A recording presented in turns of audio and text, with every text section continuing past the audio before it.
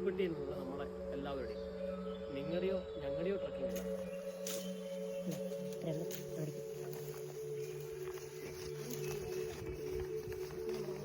നമ്മളില്ലാന്ന് മാത്രമല്ല, മറ്റൊരാളുടെ പ്രസൻസ് അവിടെ ഉണ്ടായിരിക്കും.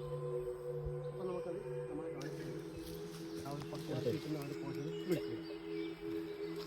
ഈ പറയുന്ന പുറത്തുള്ള പോർഷൻ ഏകദേശം ഒരു ലാമിനേറ്റഡ് ഫീൽ ആയിരിക്കും. എന്ന് വെച്ചാൽ ഇങ്ങനെ ആക്കുമ്പോൾ